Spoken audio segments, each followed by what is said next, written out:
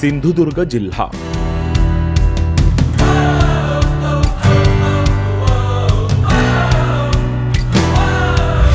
हा सागरतटीय जिल्हा असून या जिल्ह्याची स्थापना 1 मे 1981 साली झाली। सिंधुदुर्ग जिल्ह्याचे आधीचे नाव दक्षिण रत्नागिरी हे होते। पुढे ते बदलून सिंधुदुर्ग असे ठेवण्यात आले। शिवाजी महाराजांनी कुर्टे बेटावर बांधलेला सिंधुदुर्ग हा जलदुर्ग याच जिल्ह्यात आहे।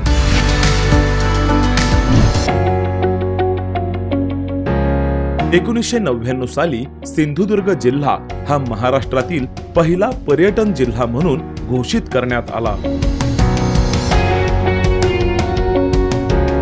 सिंधुदुर्ग जिल्हा महाराष्ट्र राज्यातील सर्वात कमी लोकसंख्या असलेला जिल्हा आहे।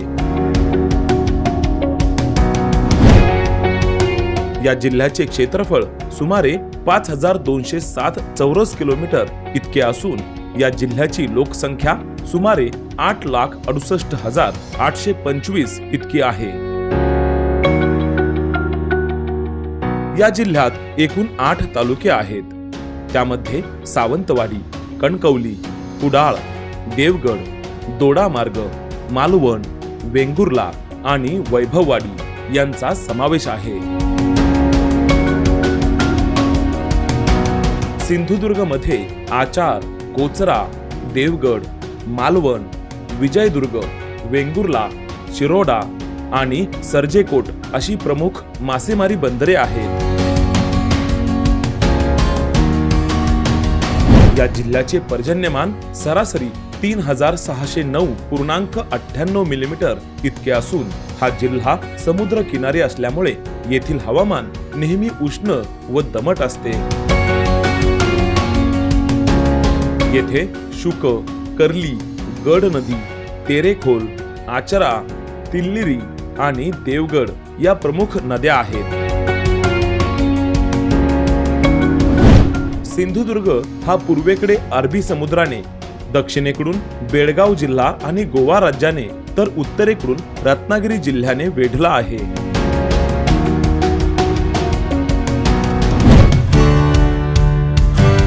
प्रेक्षणीय स्थळांचा भंडार असणाऱ्या या जिल्ह्यामध्ये पर्यटक नेहमीच आकृष्ट होत असतात। चला तर पाहूयात काही महत्त्वाची प्रेक्षणीय स्थळे। सावंतवाडी येथील राजवाडा,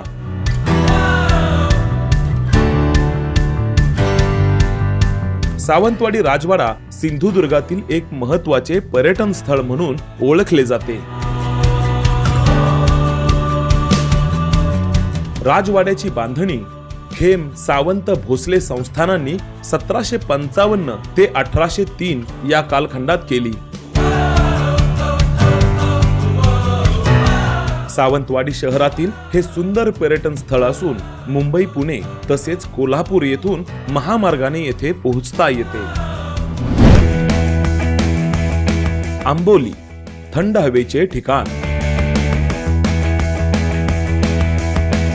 आंबोली हे पावसाळ्यातील खास प्रेक्षणीय स्थळ आहे। येथील धबधबे व जैवविविधता खूपच रमणीय आहे। हिरण्यकेशी नदीचा उगम आंबोली जवळच होतो। येथे शंकराचे स्थान असल्याने महाशिवरात्रीस मोठी यात्रा भरते। आंबोली घाटातून दिसणारी सह्याद्री पर्वतांची रुद्र रूपे चिरकाल स्मरणात राहतील अशीच आहेत। सिंधुदुर्ग किल्ला। सिंधुदुर्ग हा जलदुर्ग अरबी समुद्रात बांधलेला असून बहुचर्चित पर्यटन स्थळ आहे।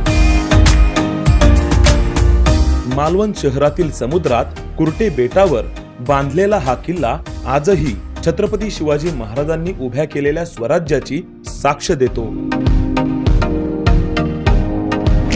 कुणकेश्वर मंदिर, देवगड.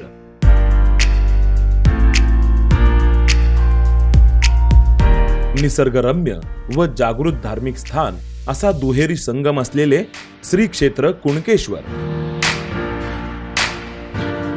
हे सिंधुदुर्ग जिल्ह्यातील व परिसरातील लक्षावधी भाविकांचे श्रद्धास्थान आहे. देवगड किल्ला व दीपगृह.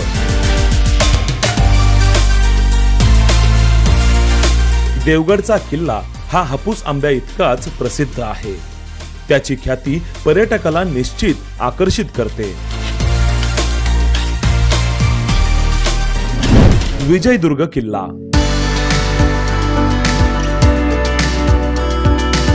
सुमारे 6 हेक्टर क्षेत्रात विस्तारलेल्या या जलदुर्गाची तटबंदी पर्यटकांचे खास आकर्षण बनले आहे. हा किल्ला पूर्वी मराठा आरमाराचे एक महत्त्वाचे केंद्र होते. 1653 साली काबीज केलेला हा किल्ला छत्रपती शिवाजी महाराजांच्या आरमारात समाविष्ट झालेला पहिला जलदुर्ग म्हणून याची विशेष नोंद आहे. नापणेचा धबधबा.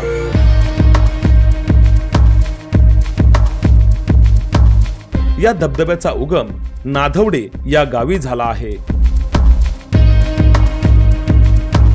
तळेरे पासून 16 किलोमीटरवर काहीसा आडबाजूला हा धबधबा आहे. हा धबधबा बारमाही कोसळत असतो.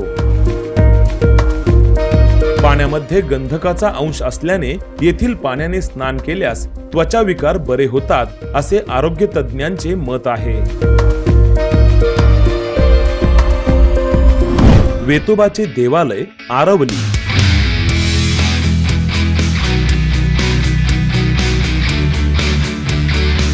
शिरोड्यापासून 1 किलोमीटर अंतरावर आरवली गाव आहे.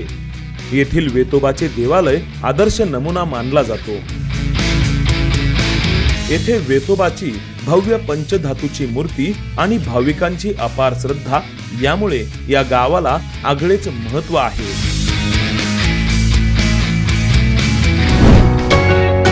सावडाव धबधबा.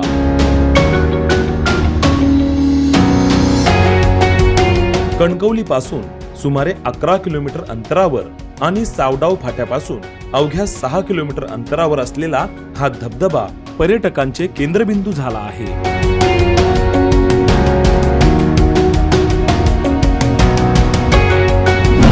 संत राऊळ महाराज मठ, कुडाळ. कुडाळ पिंगोळी येथील भक्तवत्सल परमपूज्य राऊळ महाराज यांचे देखणे स्मारक त्यांच्या महापरिनिर्वाणानंतर त्यांचे शिष्य विनायक अण्णा राऊळ महाराज यांनी आणि भक्तजनांनी त्यांचे भव्य मंदिर उभारले आहे. गाभाऱ्यामध्ये परमपूज्य राऊळ महाराजांची मूर्ती असून मंदिर परिसर अतिशय सुंदर आहे.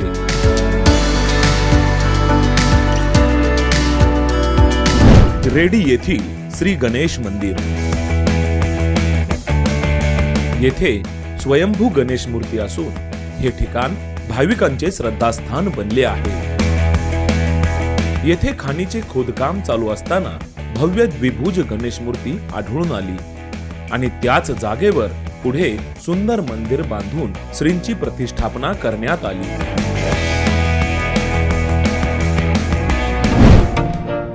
जय गणेश मंदिर, मालवण.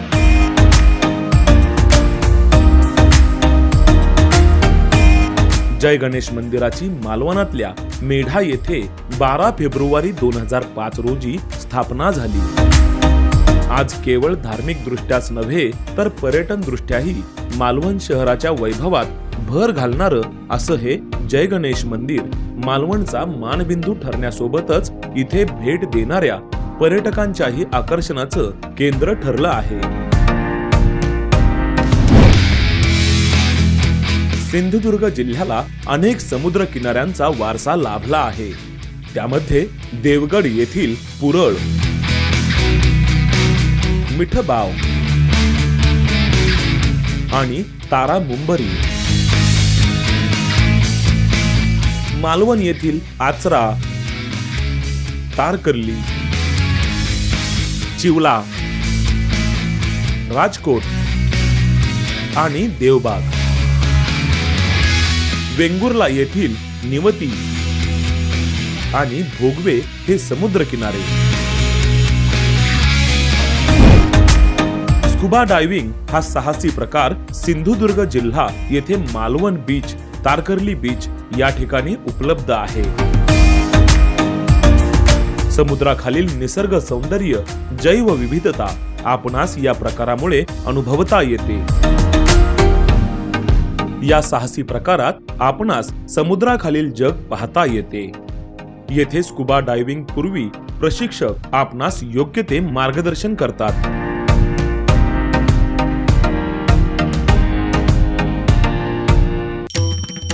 लाईक करा, शेअर करा, सबस्क्राईब करा. महाराष्ट्र हेरिटेज प्रत्येक पान इतिहासाचे.